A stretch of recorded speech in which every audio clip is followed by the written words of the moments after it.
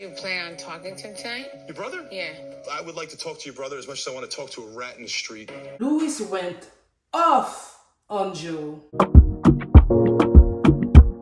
Hi everyone, welcome back to my channel. Let's talk about the latest episode of Real Housewives of New Jersey. First scene, we have Margaret. She is going to have Jen Fessler there with her mom and her own mom is gonna be there. Love Margaret kitchen. Like you see, she has money. Okay, that kitchen is beautiful. I don't think I've ever said it, so I needed to have it on the record. Margaret mom comes in, they look the same. Then we have Jen Fessler coming with a mom and her identical twins, and I'm like, oh my god, this is so cute. I love twins, especially identical twins. I've been praying to God to give birth to twins, wanting twins for my entire life. I don't know if I still want them, but I don't know. God's decide, right? God's will. But yeah, those ladies, you can see they have a lot of personality. You understand why Jen Fessler is the way she is. Like for those of us that doubted that Jen Fessler was really that way, she must really be that way because her mom and her aunt are a case. She said they dress the same, even at their old ass age, and they be fighting. I mean, it was funny. It was so funny. I love that the episode started like that. They're talking to Marge, they're talking to the mom. They all basically talk about themselves, and Jen Fessler tells us a little bit more about the way she grew up. She said that her mom and her sister grew up in Brooklyn. They were born in Brooklyn. Tells us like a lot of things, and we learned like stuff like they were best friends with, I think, Barbara Streisand, and I'm like, what a cool life. Like Jen Fessler, she has a lot of stuff. She slept with. It's a pretty interesting life. I must say, Jen Fessler is the best newcomer for the Real Housewives of New Jersey. Like I want more of that lady. She's everything. She's funny, she's smart, she's goofy, but at the same time, she still have her head on her shoulder. And when somebody goes too far, she's able to say, hey, you're going too far. And I love that about Jen Fessler. So yeah, the ladies are all learning about each other. And Margaret tells them how her and her husband basically left their own, partner to be together. And I'm like, child, I don't even know how she's able to say it like that without even blinking. Karma is real, y'all. Karma is real. That's all I can say. Like, karma is real. Margaret, she's a case. Like, she's a case. There's something about her. And then she brings up Danielle again. And I'm like, is that really all you have to talk about? Danielle again? I thought you were done with it by now. Last time y'all saw each other, things were okay. Like, why not leaving it at that? That is showing you that they don't have nothing else to talk about. Like, if Danielle is the best thing you can talk about, it's bad, right? And she's explaining to the ladies everything that happened, how she felt that Danielle was trying to be the center of the situation. I think she was too. I agree with Margaret on that. But Margaret is saying she only pitied her for 1 second, then she was ready to move on. And I was like, yeah, that's why you're mean as hell. Margaret is not nice, y'all. Like, tired about talking about Danielle. This should have been done 2 episodes ago, but I guess she still wants to drag it because she ain't got nothing else to talk about, because Teresa really hasn't been trying to give her the time of the day like that. Teresa doesn't really have time to fight with her. She herself is tired of fighting with Jennifer because Jennifer is going to give her a heart attack. So I guess Danielle is the new person. Let me know what you think in the comments. We have Dolores and Pauly, who invited Frank and his girlfriend and their children to have lunch or dinner together.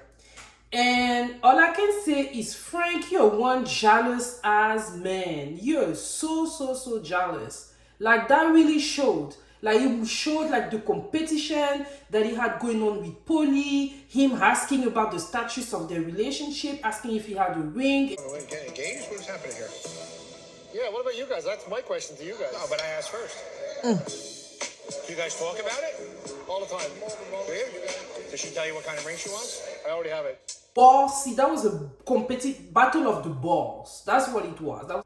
They were both trying to man each other up. right? So when Frank comes at Pauly and said what he said, Pauly shouldn't have never tell him that he has a ring. Like, him saying it, I feel was a way to like shut Frank mouth.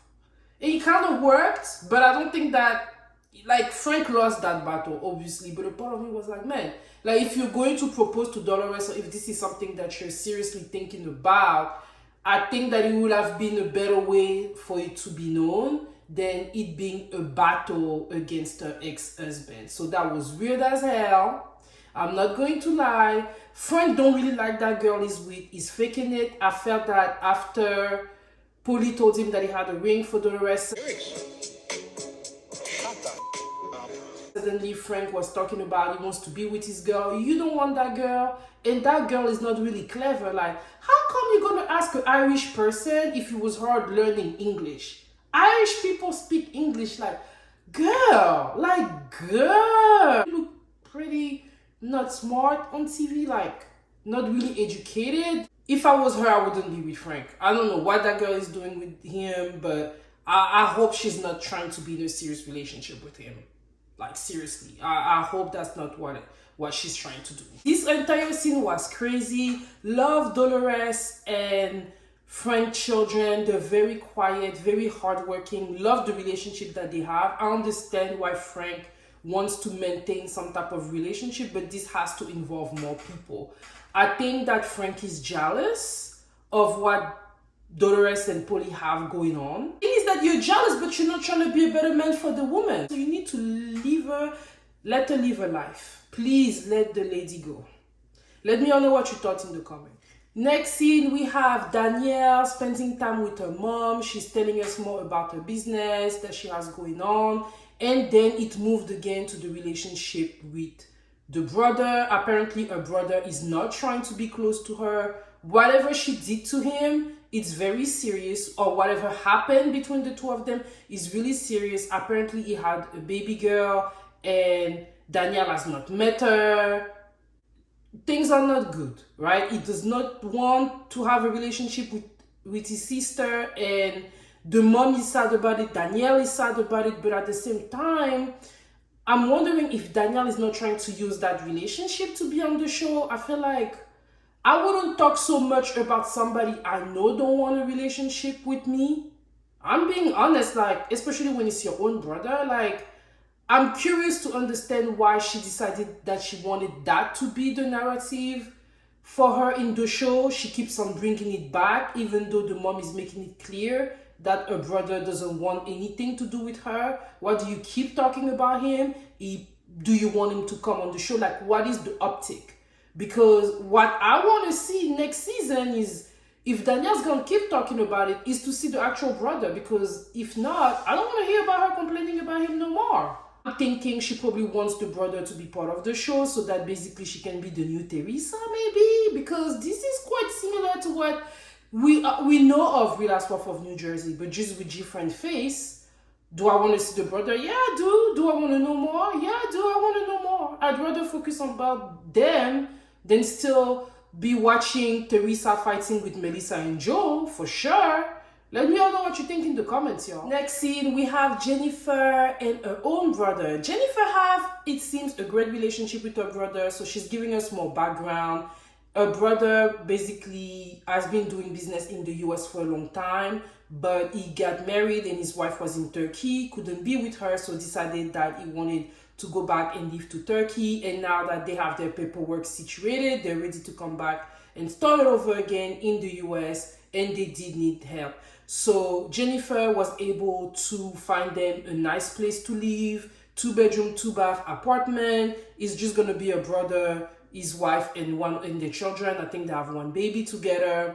And she basically, not only she set them up with the apartment and was able to find a price that they could afford, but she also helped with the decoration, with the decor of the apartment. So she's surprising them, and they're very happy, very thankful. The sister-in-law is so thankful. Like, that was a genuine thing. I love the way Jennifer was talking about a family dynamic. She's saying that for a long time, her husband's family was basically taking care of them when her husband was working. I wonder if she was working or she was just, you know, popping them babies. Like, I wonder if Jennifer had like a job or if she was always, you know, a stay-at-home mom, which is a lot of work in itself. But yeah, I'm curious about that. But yeah, she's saying that she loves being able to do that for a sibling, for a brother. She loved, like, giving to him is giving her so much pleasure. I can relate to that. I am a giver myself. There's no better feeling than being able to give something to somebody and they're happy, they're thankful. It makes also you so happy. So yeah, I totally understood. Then she sat down with her brother. They had a discussion about her own marriage, and her brother was trying to reason with her and explain to her that her and her husband both come from different, you know, they grew up differently, so maybe there needs to be some conversation. She's telling him that her husband doesn't want to go to the therapist anymore. He wants her to go on her own. Basically complaining to her brother, who is listening to her. It's funny how I feel like she looks like her brother and like some of the children look like him too. I don't know if it's because they're a little chubby, but it's really nice to see them having a good relationship and her being able to talk to her brother. But yeah, good luck to the brother and good job to Jennifer. It's good to see Jennifer on that angle instead of her fighting with Margaret. Next scene, we have Rachel Fouda with her family. So her husband is telling her that they have been moving forward in trying to contact the biological mother of her son, basically so that they can move forward in her legally adopting a son. They decided that it was time to let the young gentleman know. So he comes in here, she lets him know, and he seems very cool about the situation, excited about Rachel Fouda being, you know, his mom, like, in name. As we started the beginning steps of me adopting you. Oh, yeah? Yeah. Is that exciting? Yeah. It's like, they all are in agreement. Like, she is his mother. She's the one that raised him. He does not have a relationship with his biological mom. I'm not gonna lie, seeing all of this on TV, I was a little bit more reserved just because I was like, man, I hope that this young gentleman is not gonna change his mind. But being able to see him, you know, on TV, 15 years old, saying, you know what, I've been wanting you to be my mom this way, I've been wanting this to happen, it warms my heart. And Rachel sharing, you know, her fertility issues and saying that, you know, he has been a saving grace and that if she was to never give birth of her own biological children, knowing that she has him, always want, you know, made her feel good. I almost, like, I shed a tear. I shed a little gangster tear, you know. I understood her and I applaud Rachel for what she's doing. Even though I still don't like the fact that we're seeing it on TV, I can only respect what she's doing. You know, the young gentleman is excited about it. She's excited about it. They're open. They're giving him the option to choose if he doesn't want to move forward because maybe he might be stressed about it. I mean, kudos to the parents. What else can I say? Let me all know what you think in the comments. Next scene, we have Luis and Teresa, you know, catching up, and Luis really surprised me because Luis has been Mr. Peace and Zen the entire season, but he's tired. He is tired with Joe Gorga, and he's like, I'm done. He had a lot to say here. I'd like to see you happy. Hey, party's projecting his own bullshit on you. Plan on talking to him tonight? Your brother? Yeah. I would like to talk to your brother as much as I want to talk to a rat in the street. I was like, whoa, oh yeah. I don't know what happened, but from the way they're explaining it, they're saying that he's just tired of Joe and Melissa talking about a certain way to Teresa. But then a part of me is like, but when that was actually happening, you actually seem to be more on their side. You actually seem to be wanting to be the peacemaker. So is it really the reason why you hit it now? Or is there more things that has been happening in the background? I am extremely curious to know what got this guy so heated. The stuff he's saying, I'm like, whoa, oh yeah, he done. We can say whatever we want to say about Teresa, but she looked extremely sad. She looked extremely sad, right? So I don't think Teresa is that good of a comedian that she would look the way she looked when Louis was talking. She's saying that she tried calling her brother and everything. And I'm just going to be honest, seeing the way she acted, all the fakery that happened on the previous episode, I did look at her sideways, but then at the end of the day, I'm also human, and I also understand that at the end of the day, that's her brother. So, gotta be careful with the way, go with those relationships, because sometimes you want to kill your own sibling, and sometimes you love them more than anything, or you don't feel comfortable when somebody else comes in the middle of what y'all got going on.